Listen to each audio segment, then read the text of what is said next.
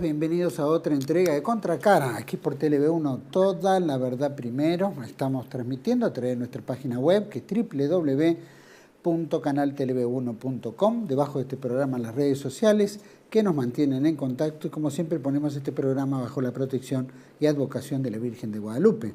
Y con la Virgen de Luján le pedimos que nos proteja, nos guíe, nos conduzca por el camino del bien, la verdad y la belleza. Y por supuesto, como la Argentina tiene sus enemigos ocultos, nuestra fe católica la tiene, nuestra patria, nuestra Hispanoamérica, especialmente este canal, y los que pensamos en forma honesta, seria, patriótica, le pedimos a María, Madre de Gracia, Madre de Piedad y de Misericordia, defiéndenos de nuestros enemigos y ampáranos ahora y en la hora de nuestra muerte. Amén. Programa de hoy, por supuesto, le damos a todos la bienvenida. Este es el tercer programa del año y, por supuesto, lo vamos a hacer con un gran amigo para hacer un análisis profundo sobre el tema de la deuda, ¿no? Sin duda, la deuda es un condicionante que limita el crecimiento de la nación, el crecimiento de la Argentina. Sin duda, muchas cosas han pasado el año pasado, hemos dejado programas muy puntuales sobre este tema y este año, bueno, tenemos que enfrentar un año donde ya el gobierno debe jugar todas sus fichas porque el año próximo es año electoral. Así que de alguna manera vamos a analizar no solo el tema de la deuda en sí, ¿no? Estos ajustes que se fueron dando, sin duda tiene que ver con supuestas inversiones, si es que hay o no inversiones en la Argentina en materia de finanzas, particularmente. Después, obviamente, los costos, ¿no? Cómo se mide la inflación, cómo se mide, ¿no? Que tantos conflictos trajo y que aparentemente siempre es un área muy maquillada, ¿no? Para siempre tener el beneficio gubernamental. Por supuesto, la reforma laboral tocaremos un poquito y el blanqueo fiscal que tanto el gobierno pregona. Bueno, vamos a tratar estos temas con nuestro querido y gran amigo de la casa, que es conductor de Crisis y Conflictos del siglo XX también en este canal, gran amigo, experto en deuda externa, experto en administración y finanzas públicas, así que le damos la bienvenida a Héctor Giuliano. Héctor, gracias por atendernos. Buenas tardes, Juan Manuel. Bueno, recíprocamente, mi agradecimiento por tu entrevista. Espero, como siempre, serles útil, porque vivimos un momento muy confuso y un momento económico-financiero de vida artificial para la Argentina. El gobierno no da información porque no hay información oficial, no hay acceso a la información pública, esto es importante señalarlo. Entonces nos tenemos que guiar, mejor o menor, con informaciones de tipo periodístico y algunos anuncios oficiales que se cumplen o no se cumplen, no sabemos si se cumplen y cómo se cumplen, ¿no? El ejemplo paradigmático es el que hemos hablado tantas veces, ¿no? El oro del Banco Central y el destino. ¿Quién sabe algo de eso? Hasta se lo están exigiendo del Tribunal Presca de Nueva York. Así que con esa salvedad, yo parto de la base que ya hemos hablado más de una vez, así que no voy a ahondarlo ahora, que es que si no se tiene en cuenta esto, para mí todo lo que se razone después es al cohete. Claro. Primero, el gobierno Milei ha fracasado.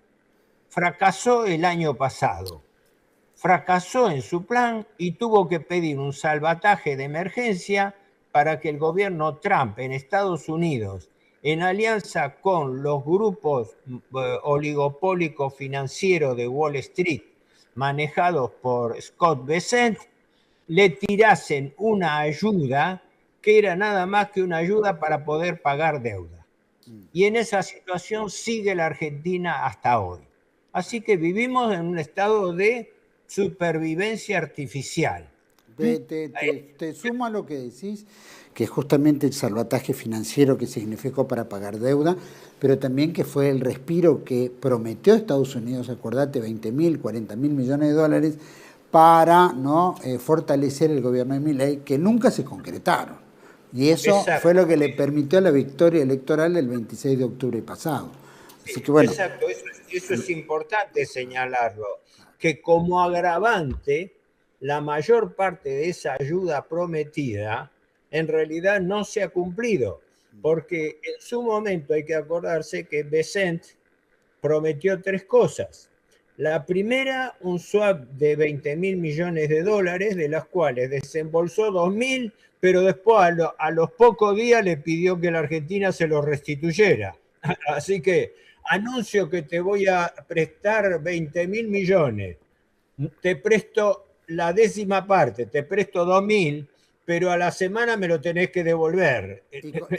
Y con intereses, obviamente, ¿no? Con ganancias. Claro, después prometió un préstamo de ayuda extraordinaria por otros 20.000 millones. Sí. Después cambió el discurso, dijo que no lo iba a prestar la tesorería, que lo iban a prestar grandes bancos. Ahí es cuando aparece JP Morgan con el grupo de bancos que arreglaron el negociado con el gobierno Milei, porque el gobierno Milei está administrado por la banca Morgan, ¿verdad?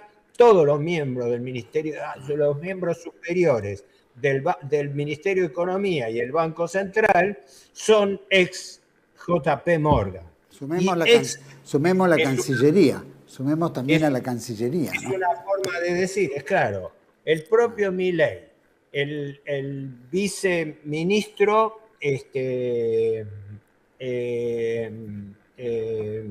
fue, pero ahora se me escapó el nombre, sí.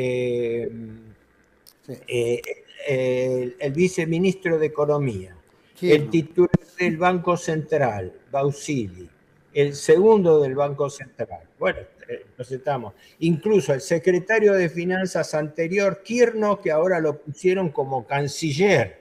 ¿Qué tiene que ver este hombre que fue un financista, broker en Wall Street con la política exterior argentina? Y el que lo suplanta, Leu también, todos ex Banca Morgan, ¿no? Bueno, caramba, esto no es casual. Entonces no estamos teniendo un equipo económico argentino, sino un equipo económico integrado por empleados de la banca Morgan, directa o indirectamente, y condicionados a las políticas que el gobierno aceptó del Fondo Monetario Internacional, que actúa como supervisor, y de la Tesorería Norteamericana, en la cual, aclarémoslo por enésima vez, el Fondo Monetario Internacional no tiene decisión propia. El Fondo Monetario es un organismo de supervisión internacional que depende de los Estados Unidos. Si Estados Unidos le dice que apruebe, aprueba, si no, rechaza. Es lo que estamos viendo ahora, estos días. El Fondo Monetario no debiera darle un nuevo desembolso que se está negociando esta semana por otros 1.000 millones, pero le dibujó buenas notas a la Argentina, diciendo que no, que en realidad la Argentina está en condiciones. No, la Argentina no está en condiciones un comino. Esta gran mentira viene desde hace 50 años por el concepto, que vale la pena, es oportuno reexplicarlo ahora, de liquidez y solvencia. ¿Qué es liquidez y qué es insolvencia? Porque desde la época de Martínez de Oz se viene diciendo que no, que la Argentina es un país solvente, pero que tiene problemas circunstanciales de liquidez. Y por eso está en esta situación. ¿Qué es una cosa y otra? Solvencia es cuando vos contratás una deuda y tenés los recursos como para poder pagarlo. En cambio, liquidez es cuando tenés el efectivo para poder instrumentar esa solvencia. ¿Me explico?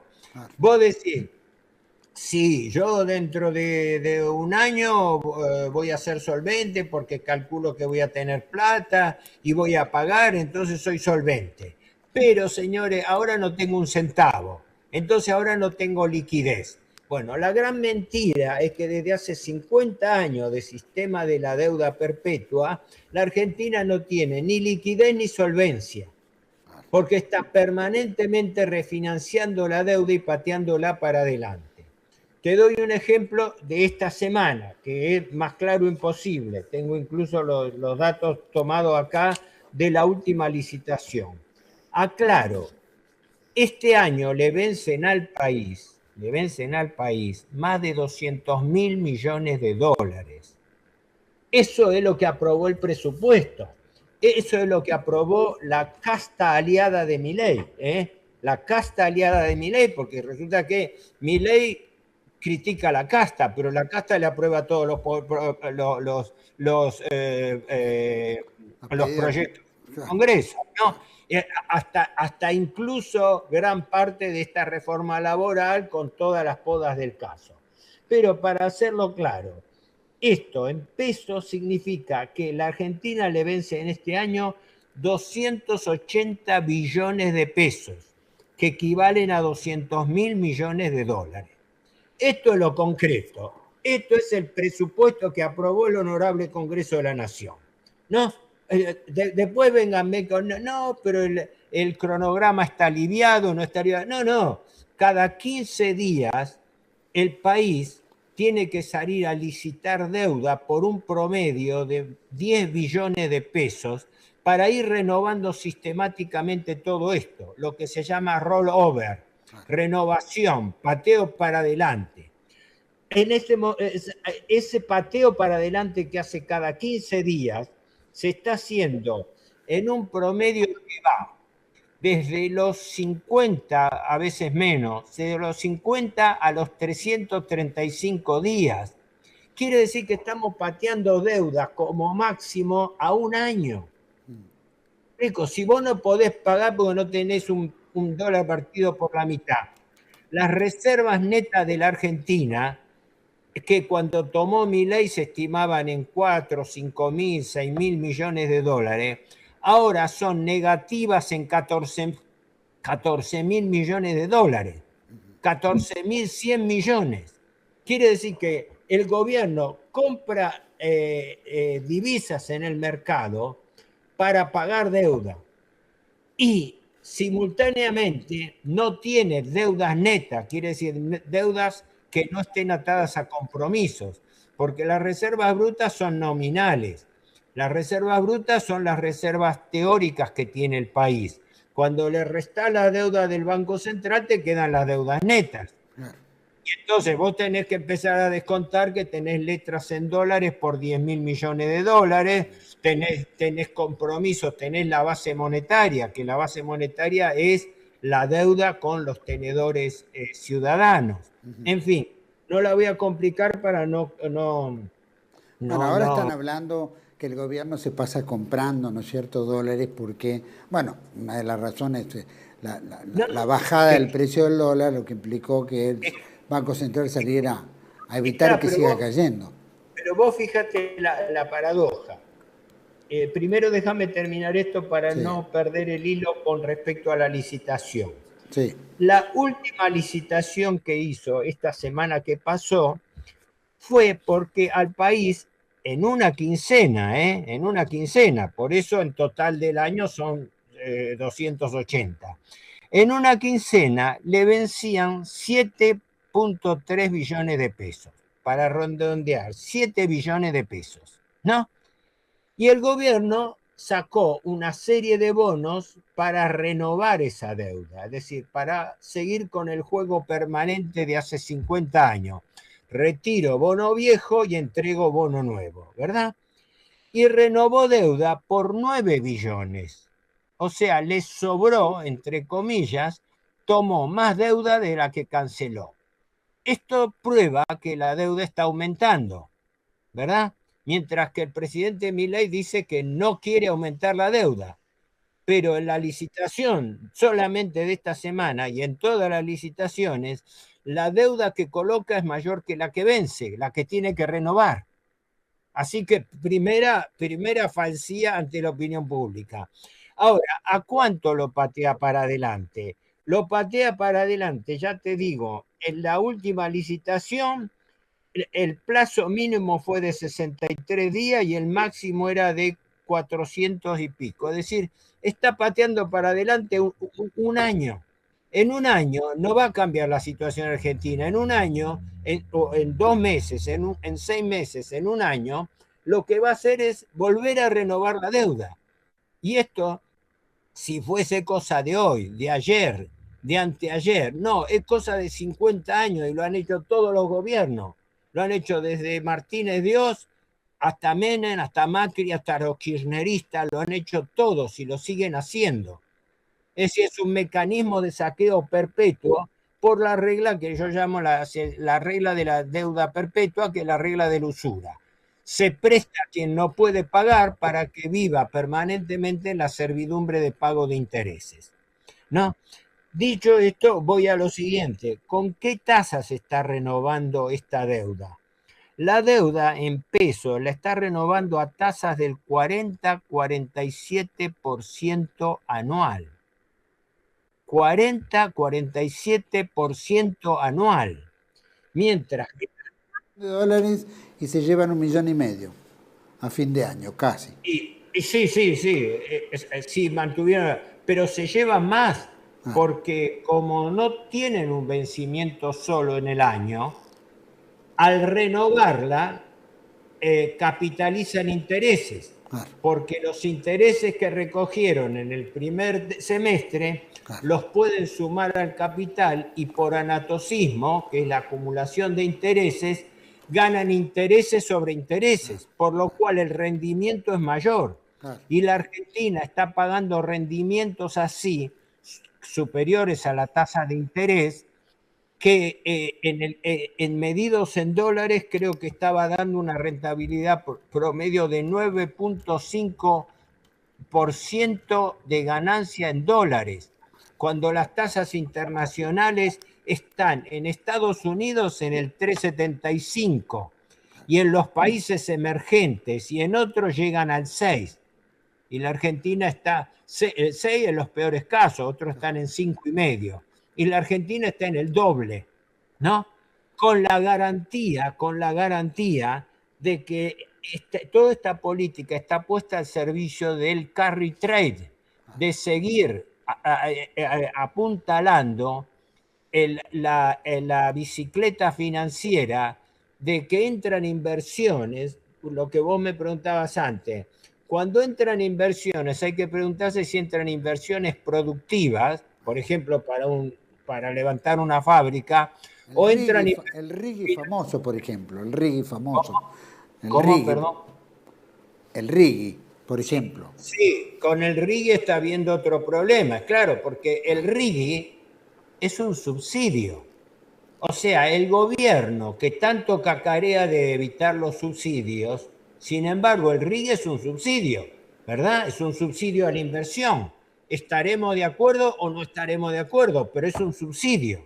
Nada más que es un subsidio bueno. Para el gobierno es un subsidio bueno, ¿no? ¿Por qué? Porque significa exceptuar durante 30 años de impuestos, bajarle garantía, darle todo tipo de seguridad jurídica. ¿Qué quiere decir eso? Eso se llama subsidio. Desde que los liberales están cacareando desde hace años, ya venía con Macri y se afianzó con Milei a los gritos, ¿verdad? ¿Qué estamos diciendo? Se tienen que acabar los subsidios. Y resulta que lo primero que hace es un mega subsidio del RIGI. ¿Estaremos de acuerdo o no? Porque vendrá eso según a dónde se aplique, ¿no? Sí, y en general está previsto para grandes inversiones. El RIGI quiere decir esto, régimen de incentivo a las grandes Claro. inversiones, ¿no?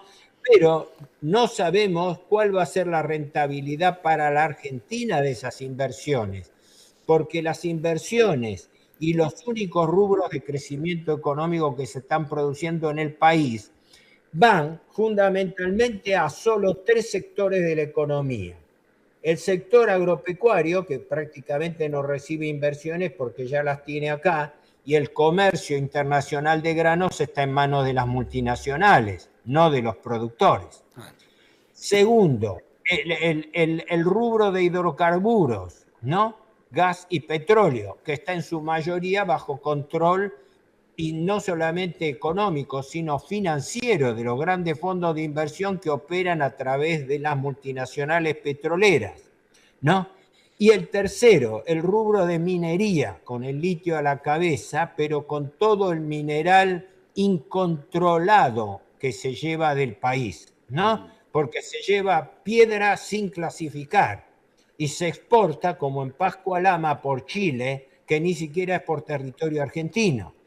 Y acá se carga piedra a granel, donde va de todo, va mineral de hierro, va cobre, va tierras raras, que en este momento valen un vagón, va todo junto, así como recoge. ¿Por qué? Porque el gobierno Milei ha acentuado la primarización de la economía. La Argentina, en lugar de ser un país industrial, es hoy, siglo XXI, un proveedor de materias primas sin elaborar. Y con el agravante que el gobierno está abriendo la importación.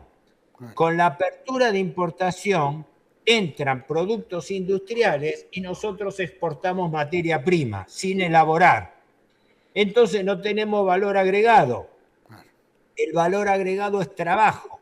Y entonces se ha repetido hasta el cansancio. Me acuerdo la época que vivía el ingeniero Marcelo Diamant, el doctor Raúl Cuello, el doctor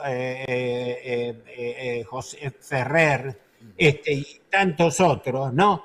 Que vivían, el ingeniero San Martín, no sé, una infinidad de gente que decía una verdad de perogrullo que es válida hoy y que este gobierno deliberadamente ignora para favorecer a los capitales extranjeros en lugar a los capitales argentinos.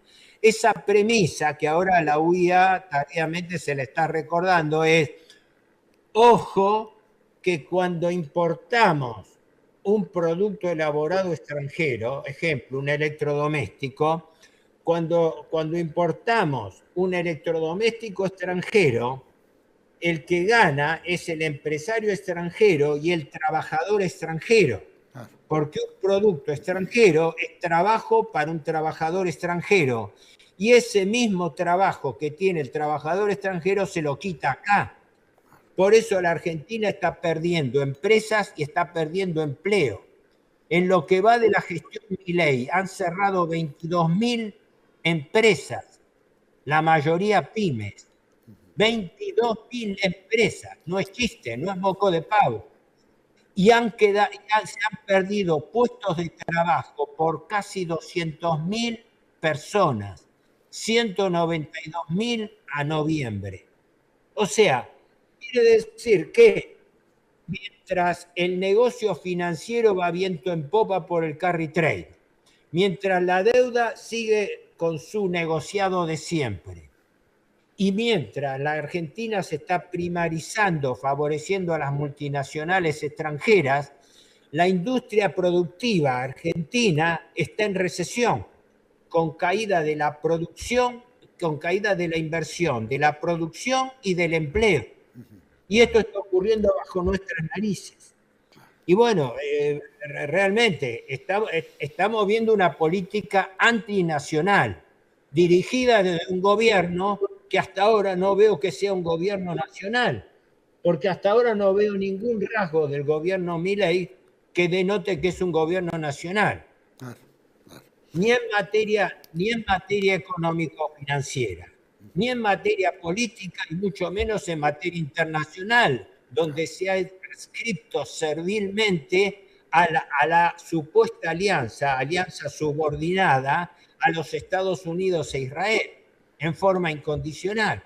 Entonces, la conclusión es que no tenemos un gobierno argentino.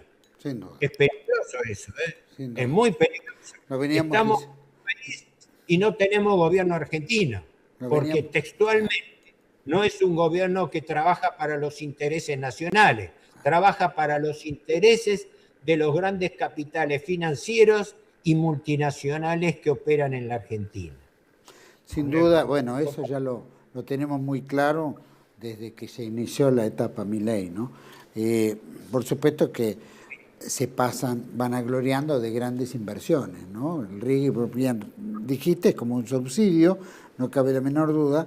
Los que manejan la economía son del JP Morgan, las finanzas es el factor fundamental del país, ¿no es cierto?, que genera dividendos para pagar intereses que después se van pedaleando para adelante. O sea que es gravísimo, es gravísimo.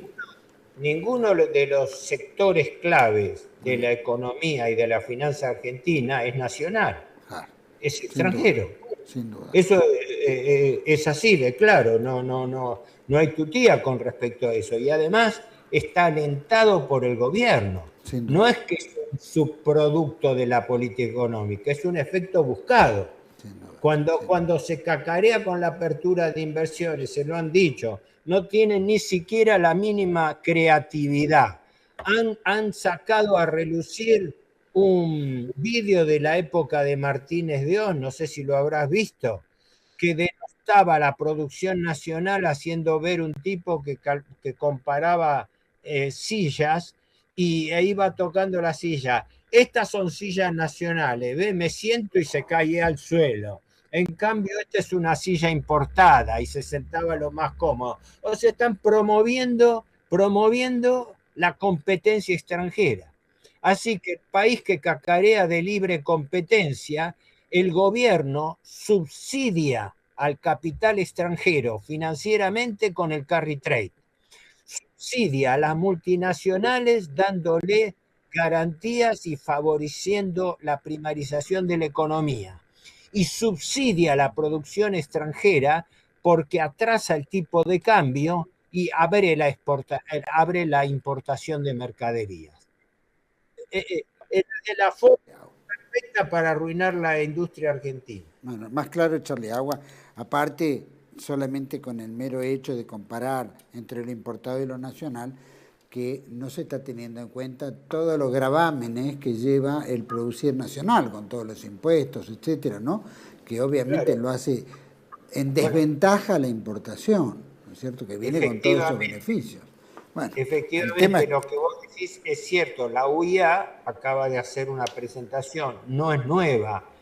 Pensar que el año pasado, el primero que lo tiró, dejando de lado todo este problema de la licitación, etcétera, fue Paolo Roca, claro, cuando habló de nivelar la cancha. Claro, cuando se referían, ahora la UIA, que tenía una reunión ayer y hoy, Rapalini, el titular de la UIA, ahora va a la carga con el argumento de nivelar la cancha, que quiere decir, traducido en buen romance, que para competir con el exterior, el gobierno tiene que garantizar condiciones análogas para poder competir. Claro, porque totalmente. los productos del exterior tienen menos presión tributaria que en la Argentina. Claro. Entonces, este gobierno que cacarea contra los impuestos, resulta que sí, tímidamente ha ido tocando impuestos, pero mantiene no solamente la presión tributaria,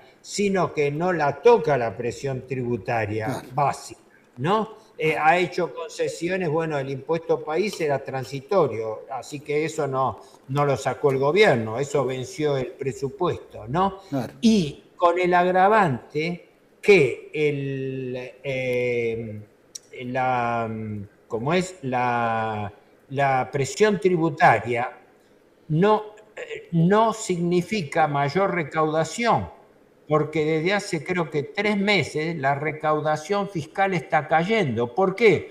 Porque hay recesión económica. Claro. Entonces, al haber recesión económica, el gobierno está recaudando menos. Entonces le bajan los ingresos. ¿Qué tiene que hacer para eso? Provocar una mayor caída del salario real. Mira, creo que yo lo he mencionado con vos, lo hemos hablado con vos, con Luis Alberto Rey, etc. Sí. Este gobierno se jacta de haber bajado, eliminado la inflación. Eso no es cierto. Primero y principal, desde que Milei asumió hasta ahora, la inflación aumentó más de 260%. Estadísticamente, porque la inflación es un proceso acumulativo. ¿Qué vives? Vos primero pegaste un salto, lo llevaste a más del 100% y le hiciste perder poder adquisitivo a todo el mundo. Y después decía, pero yo ahora lo estabilizo. Sí, pero mientras la inflación en 2 años de gestión del gobierno aumentó más del 260%, el promedio ponderado de los salarios reales creció 240. Quiere decir que todo el mundo perdió 20 puntos de diferencia de poder adquisitivo. ¿Cuál es la regla básica? Señores, que los precios aumenten y que los salarios aumenten menos que los precios. Por eso este gobierno que se jacta de no hacer control de precios está mintiendo, porque no hace control de precios a los empresarios, pero hace control de salarios, porque le fija un tope a las paritarias y no le homologa convenios de paritaria que superen el 1%, cuando tiene una inflación del 3%. Héctor, o sea, te propongo que vayamos a un pequeño corte, volvemos enseguida, vamos a continuar con esto, porque esto tiene que ver también la reforma laboral, y bueno, y lo que no vemos en la góndola, lo que dice el gobierno es una cosa, pero lo que vemos en la góndola es otra. Vamos a ir a un pequeño corte, volvemos enseguida con Héctor Giuliano, hablando un poquito, desvelando todo este tema económico y financiero, ya volvemos. Residencia como en casa, siempre contigo. Es un hogar habilitado en la ciudad de Buenos Aires con más de 30 años de experiencia en el cuidado de adultos mayores. Ubicada en el barrio de Villa Real, en pasaje Francisco Bauzá 2372, casi esquina Tinogasta. Ofrecemos atención personalizada y un ambiente cálido para nuestros abuelos. Contamos con habitaciones premium, con baño privado y TV por cable, menú supervisado por nutricionista, cocina de primera calidad, jardín terraza para el esparcimiento y conectividad para videollamadas y llamadas telefónicas. Además, ofrecemos servicios opcionales como peluquería personalizada y confección de ropa a medida. Comunicate al 11 50 35 15 25. En Como en Casa, el bienestar y la comodidad de nuestros adultos mayores es nuestra prioridad. Los esperamos. Tele-V1 se complace en anunciar que estará transmitiendo en su canal Tele-V1 Clips valiosos programas emitidos antes de la censura sufrida. El lienzo prohibido, el revés del derecho, combates por nuestra historia, disenso, historias de Malvinas, entre otros que podrán encontrar en este enlace.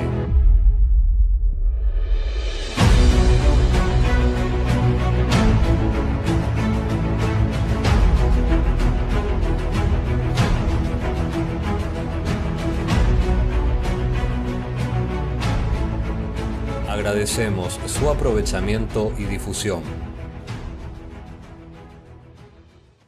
Bienvenidos a CEPA, Centro de Estudios del Pensamiento Americano.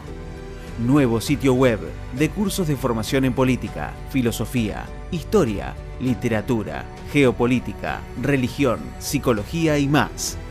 Cursos de formación que reflejan el verdadero pensamiento americano. Lo invitamos a elegir el curso de su agrado ingresando en www.cepa.la.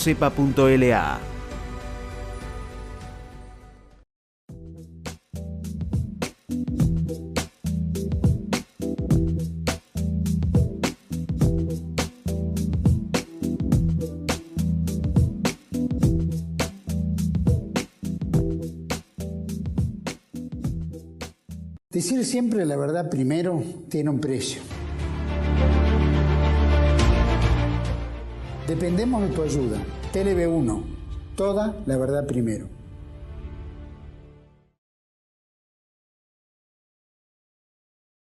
Bueno, volvemos al segundo bloque con el licenciado Héctor Giuliano, gran amigo de esta casa y develando todo el tema financiero. Héctor, hablabas claramente, ¿no es cierto?, que el tema ¿no es cierto?, de la inflación, que en realidad no se ha detenido en absoluto, por supuesto, hay una manipulación, ahí el INDEC también lo ha manifestado con la renuncia de Labaña, ¿no?, donde efectivamente los datos que se buscan no eran los datos que el gobierno quería para tratar de seguir aparentando. De hecho, subía al 2.9, ¿no? Está bien, no son 100 puntos, 80 o 30 de las épocas anteriores, pero bueno, tampoco es panacea, ¿no? Porque 2.9 es una cosa de lo que nosotros vemos y muchas veces en la góndola hay precios que son más o menos estables, pero en general siempre hay aumento, ¿no? Y como bien decís, el 20%, el salario ha perdido el 20% en comparación con todo el costo de vida, inclusive los servicios básicos, ¿no?, que hay aumentos permanentemente, ¿no es cierto?, en agua, en luz, en gas, ¿no es cierto?, en servicios de transporte, en fin, lo estamos viendo, ¿no? Entonces, ¿cómo se puede jactar de una inflación del 2.9 cuando en realidad aumenta la nafta y todo permanentemente, casi, digamos, cada 20 días? Claro, permíteme. Mira, esta semana hablaba con Javier Llorens de Córdoba, que él está haciendo unos trabajos realmente, unos aportes extraordinarios con su sitio, brillante. STTP. Me permito recomendarlo porque creo que Javier es uno de los más profundos analistas de esta tragedia financiera que estamos viviendo ahora, ¿no? Aclaro que tiene una página web o un sitio que se llama Striptease del Poder, ¿no? Que es muy buena. Claro, las siglas son STDP, Striptease del Poder. Sí, pueden comunicar, pueden conectarse porque es importante, están todos los trabajos de él, el hijo, Lázaro y sus colaboradores. Pero ¿por qué lo citaba? Porque hablábamos de toda esta trampa de la metodología del INDEC.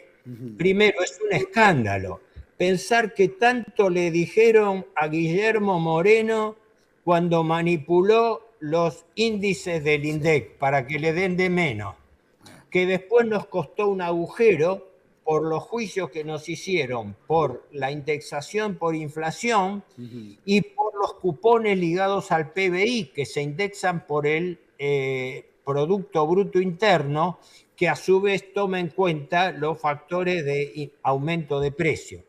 Tanto se cansaron de decir eso y resulta que ahora viene el gobierno anarcoliberal y en definitiva viene a manipular los índices, porque es manipular los índices, es decir, medir un índice hoy con una canasta de consumo del año 2004-2005 es un chiste.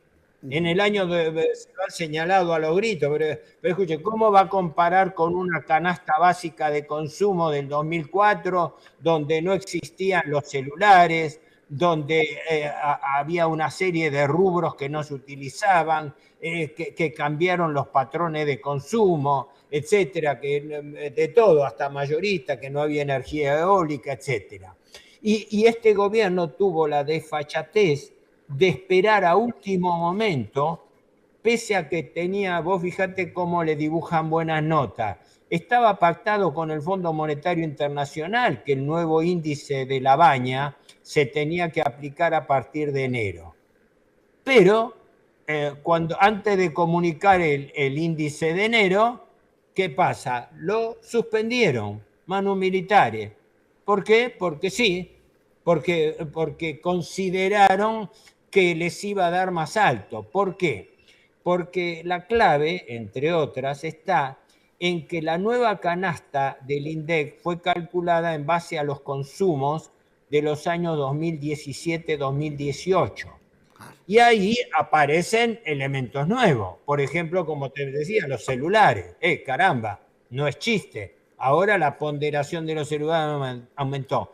Pero la clave que le molestaba al gobierno y le molesta es los servicios públicos, porque los servicios públicos dentro de la canasta de cálculo del INDEC tenían una ponderación baja.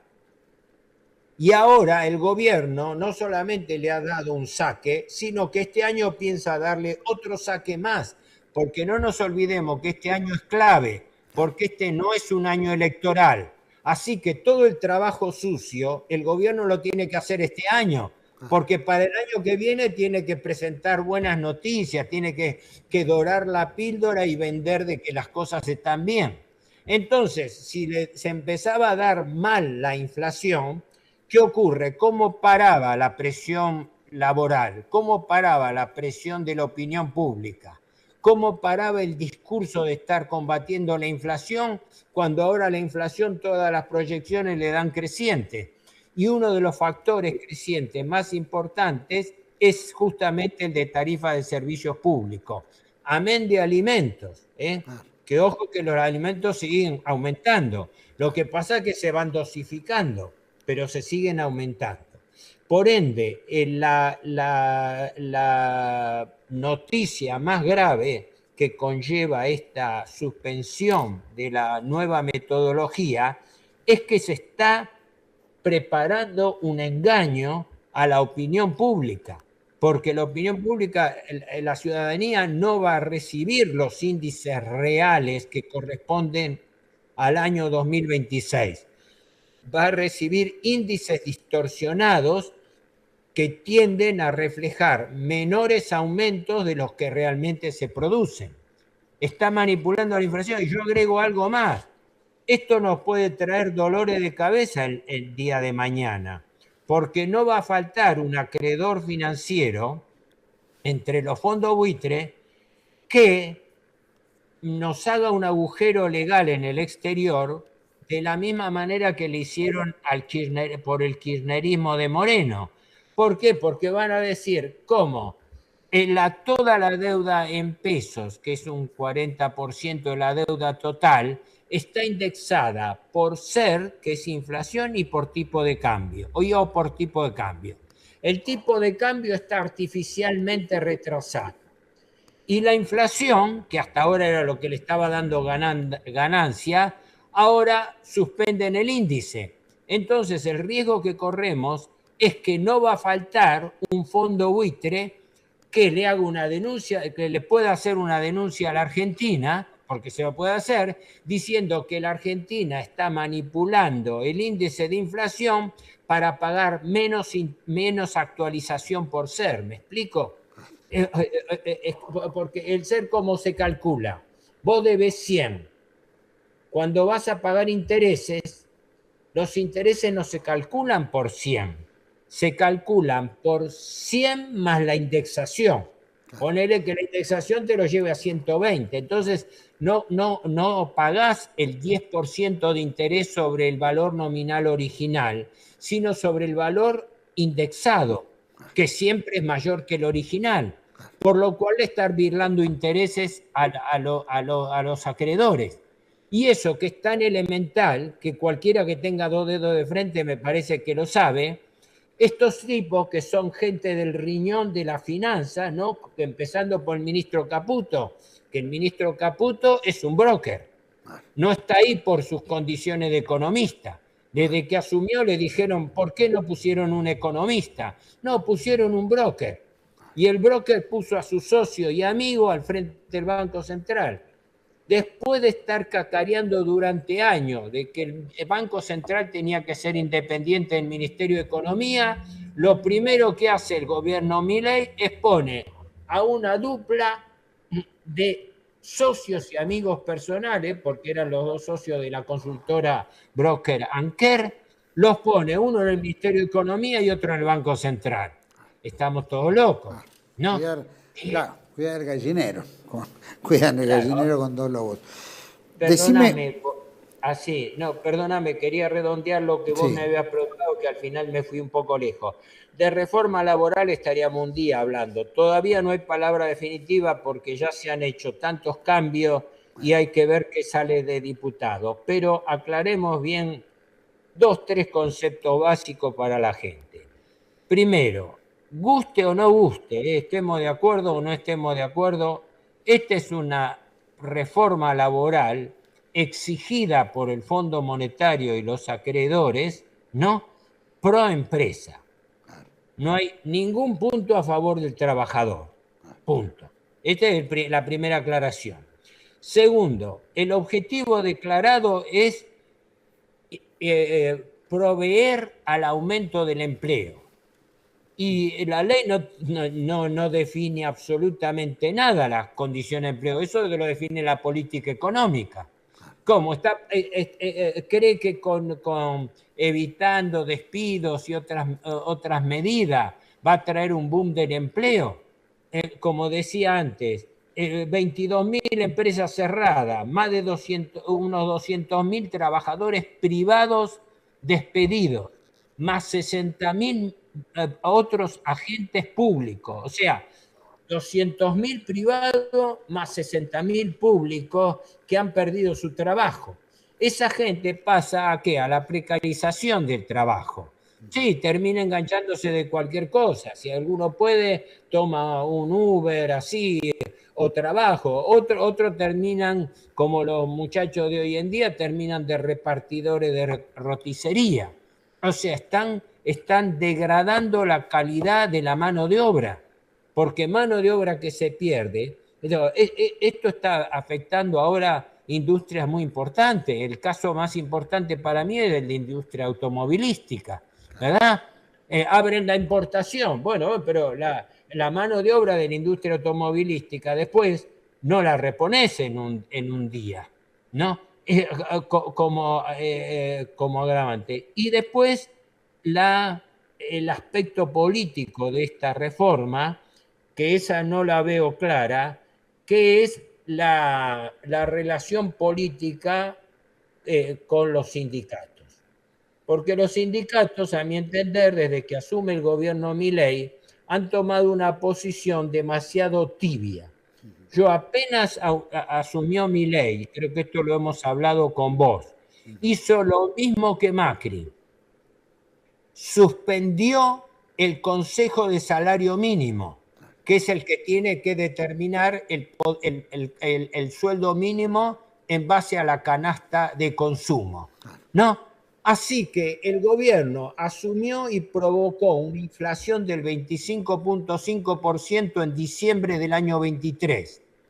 Sobre eso, como la inflación es un proceso acumulativo, aumentó el 20.6 en enero y el 13.2 en febrero. En 4 meses aumentó 100% la inflación. ¿Y qué noticias hubo del Consejo del Salario Mínimo? Nada. ¿Y qué hizo la CGT? ¿Y qué hizo la CGT? ¿Qué hicieron los sindicatos? Se lo tragaron tranquilamente. Ahí tendrían que haber hecho. Ahora reaccionaron porque, ojo, ahora hay algo más grave. Ahora le tocan las cuotas sindicales. Ahora la cosa es un poco más compleja. Sin que esto desestime los argumentos de base del derecho laboral, ¿no? No nos olvidemos que el fautor de esta ley es sabido, lo ha manifestado directamente, no él solo, sino a través de un estudio, es el doctor de Diego. Y el doctor de Diego es un tipo que, con toda su sapiencia en materia laboral, parte de la base, esto es importante tenerlo, que el derecho laboral no tiene que existir, que todas las relaciones de trabajo entre empleador y empleado tienen que regirse libremente, entre comillas, atomizadamente, por el derecho civil y comercial, y que el derecho laboral es un engendro que no tendría que existir, porque viene del fascismo peronista y del fascismo y todo eso, que era el que le daba los derechos a los trabajadores. ¿Por qué? Porque es una ficción. El poder de negociación del individuo aislado jamás va a ser el mismo que el de una empresa. Entonces, lo que se tiende es a atomizar el poder sindical. Por eso avanzan con los sindicatos por empresa y más que por sector. Así que, redondeo con esto, había mucho para hablar, ¿no? Pero esta es la clave que subyace en la reforma laboral y que para mí no está totalmente bien planteada por parte de quienes se oponen a esta política. ¿Me explico? Es decir, falta más grave que plantear. Esa es mi opinión. Que es en realidad el punto en el cual el gobierno tiene interés, ¿no es cierto? Que es ese pool, ¿no es cierto?, de los derechos, y en el fondo esa recaudación que hace que no quieren que la tenga el mundo sindical. Que creo que ahí es donde reaccionan los sindicatos, que evidentemente reaccionan hasta ahí nomás, como bien decís, tibiamente, ¿no? Yo en lo personal no estoy totalmente en desacuerdo de algunos puntos, ¿no? La afiliación obligatoria, las cuotas sociales, determinadas, y sobre todo el famoso problema de las obras sociales sindicales y de la prestación por servicios especiales. O sea, si entramos en detalle, hay cosas en las que podemos discutirlas, ¿no? Pero entendamos el sentido de la ley.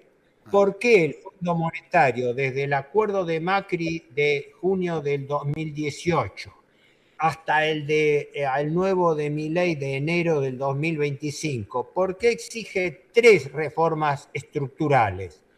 Laboral, impositiva y previsional. Y empezaron por la laboral, porque son tres reformas pro empresa y pro gobierno. ¿Por qué? Porque por la reforma laboral lo que busca es abaratar los costos de la empresa. Es una ley pro empresa, punto. No es una ley pro trabajador. Aclarémoslo bien desde el principio. Segundo, la presión impositiva es muy relativa, porque resulta que el principal sector beneficiario de la Argentina es el sector financiero, no el sector productivo. Y los títulos públicos están exentos de impuestos. Así que entonces tenemos para uno sí, hay hijos y entenados. Para la actividad productiva hay presión tributaria. Para la especulación financiera de títulos públicos, no. Estamos todos locos. Y la tercera es la previsional, que por eso la patearon para el fin del gobierno, ¿no? ¿Por qué? Porque la esencia de la reforma laboral, ¿cuál es? Está cantada, volver a las AFJP, volver a darle a los grandes grupos financieros bancarios el negocio de las AFJP para que se queden con un porcentaje que era la tercera parte de los ingresos previsionales, se los quedaba la FJP. O sea, la jubilación, que es una deuda que el Estado tiene contra quienes fuimos prestatistas de ese dinero. Porque nosotros, los jubilados, son acreedores del Estado. No, está mal considerarlo como gasto. No es gasto, es devolución del préstamo que le hizo el trabajador durante la vida activa. ¿Me explico? Sí. Es una interpretación totalmente. Dejemos de lado las jubilaciones sin aporte. Eso fue un engendro del kirchnerismo. Pero las jubilaciones con aporte, aquellos que, entre los cuales me incluyo, tributó toda la vida los aportes, me sacaban el 11% de mis ingresos compulsivamente.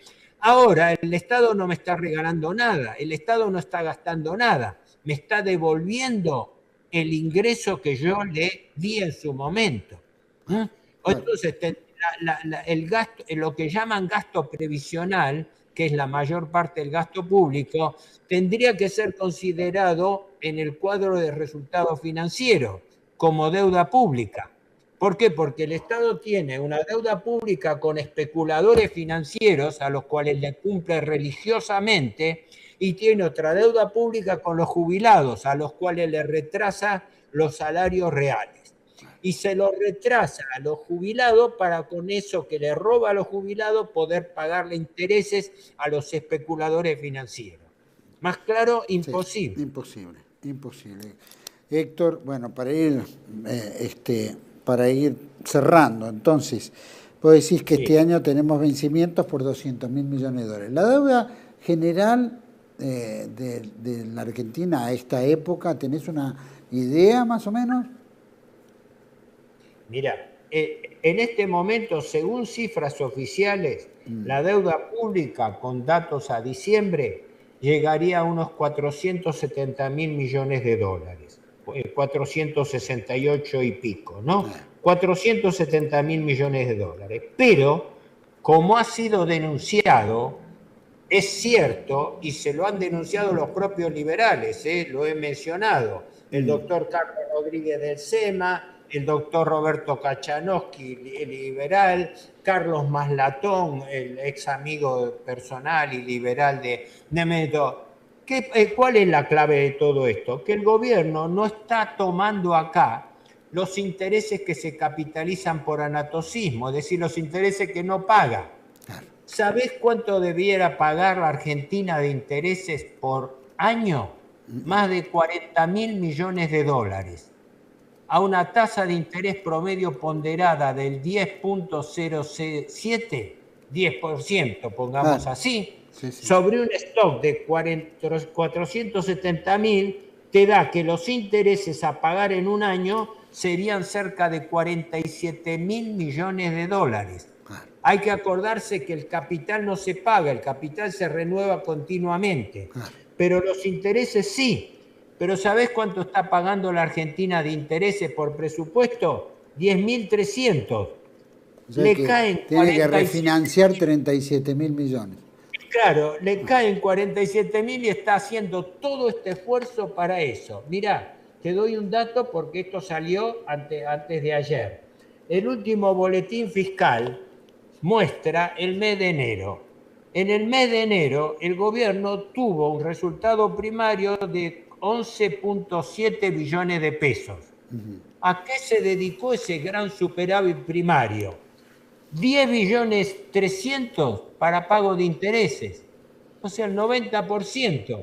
Durante el año pasado, lo mismo, sobre 11.700 acumulados, 10 se pagaron estoy leyendo, perdón, 2 veces el mismo dato, es de diciembre del año pasado, estoy hablando de todo el año pasado. Repito, el año pasado el gobierno tuvo un superávit primario, sin contar intereses, de 11.8 billones de pesos. ¿En qué los usó? 10.400.000.000 para pagar intereses y le quedaron 1.400.000.000 solo. ¿Y para qué está usando ese 1.400.000 en pesos?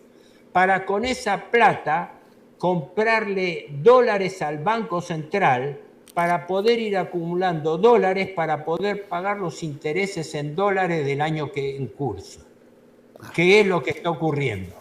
Es más, toda esta deuda que se está tomando, la deuda que se tomó con préstamos de los organismos financieros internacionales, entre ellos el Fondo Monetario a la cabeza, Banco Mundial, CAF, BID, y los que se están tomando con sectores de la banca privada, ¿no? Con la JP Morgan a la cabeza y varios bancos, el Citi, el Santander y otros, ¿no? Con préstamos repo. Son préstamos que se dan con garantía de títulos públicos. Bueno, todos esos préstamos son para obtener dólares, para acumular los dólares que le pide el Fondo Monetario. O sea, estamos acumulando reservas con deuda externa, con deuda en moneda extranjera. No son recursos genuinos que surgen del superávit fiscal. Por eso el gobierno está ocultando esta cifra. Yo calculo que la deuda real tendría que estar entre 50 y 60.000 millones de dólares más de lo que está. Con lo cual estaríamos que en lugar de 470.000, la deuda pública tendría que estar entre 520 y 530.000. Pero como el gobierno mantiene en secreto y no hay acceso a la información pública, como el gobierno mantiene en secreto, está. Si la Oficina de Control de la Opinión Pública que se ha creado ahora, con el eufemismo de Oficina de Respuesta frente a faltas, si tiene algo que decir, por favor, haga lo elemental, que dé a publicidad las cifras oficiales, que diga cuánto capitaliza de intereses, ¿no? Porque por ahí se ofenden diciendo que hay información falsa. Bueno, que muestren la realidad, cómo es esto de que yo, los intereses que pago, los banco con el superávit fiscal. Y los intereses que no pago, no los muestro en ningún lado. Bueno, es así como lo vienen manipulando. Héctor, hemos llegado al tiempo. Bueno, te agradezco. No sé, algo por contestar que vos me preguntaste de esto último, pero de todas maneras el objetivo siempre es dar un cuadro de situación apretado de la realidad, un poco que sirva de pantallazo para que la gente, el ciudadano medio que no tiene la culpa, pero no está informado, por lo menos reciba el cachetazo de la realidad, de qué es lo que está ocurriendo. Un gobierno que ha fracasado, que se mantiene con el pulmotor financiero de Wall Street y del apoyo servil al imperio norteamericano-israelí, porque son los dos apuntalamientos que tiene, ¿no? Entonces, si eso le falla, el gobierno no dura 24 horas. Seguramente. Por lo menos espero haber contribuido en algo a ello. Mucho. Te agradezco ya tu llamada. Gracias, Héctor, de verdad, gracias. Bueno, vamos a estar en contacto, la próxima haremos algo acá en el piso para profundizar un poco más. Te agradezco mucho por este adelanto de principio de año. Gracias. ¿Cómo, perdón? Gracias por este adelanto de principio de año. Listo, especialmente en mi programa. Gracias, Héctor. Hasta pronto. Bueno, suerte y saludos a todos. Chao. Gracias. Bueno, a todos ustedes creo que ha sido muy claro, Juliano, ¿no? Que dice que este año hay que pagar 200.000 millones de vencimientos, de los cuales solamente se paga un porcentual y después todo se renegocia. Estamos hablando de mucha plata, mucha plata, ¿no? Y supuestamente no hay plata, pero toda esta plata devenga unos intereses tremendos que también se pagan, ¿no? Obviamente la manipulación del INDEC, ¿no? Es un fruto en el cual le permite al gobierno tener oxígeno. De la misma manera estamos hablando de la reforma laboral, que se ha retoqueteado tanto y que vamos a tocar este tema con Carlos Saga, seguramente en el día de hoy. Y esta realidad es la que estamos enfrentando. Por supuesto, todas las inversiones y cosas que dicen que se están realizando, evidentemente, brillan por su ausencia. Lo que sí es que no se genera empleo, porque cuando uno compite con la importación, obviamente la importación viene con beneficios, tanto de los importadores, del punto de obviamente de los países que exportan, y que de alguna manera tienen promociones, ¿no es cierto?, de exportación, tienen, ¿no es cierto?, promoción industrial, como lo hablamos también en el caso de los caños de roca, ¿no?, a través de China e India, y que no lo tenemos nosotros, ¿no? Las cargas impositivas, la producción en la Argentina es muy alta y efectivamente eso colisiona, ¿no?, con la posibilidad de abaratar costos. Esos son temas del gobierno, tiene que bajar esos impuestos, ¿no?, que está asfixiando también a las empresas argentinas, que de hecho, como bien dice Juliano, cerraron alrededor de 22.000 empresas, dejando casi 200 y pico de tantos miles de trabajadores en la calle. Sigue abultando, ¿no es cierto?, los planes sociales, eso sí, eso va creciendo. Pareciera mentira que cada vez hay gente más pobre en la Argentina y que esto que dicen que hay anulado la pobreza, no sé en qué números se sientan, cuáles son la base en la cual se sustentan. Lo único que sé es que este gobierno, como dice Héctor Juliano, ha fracasado. Necesitó plata extranjera.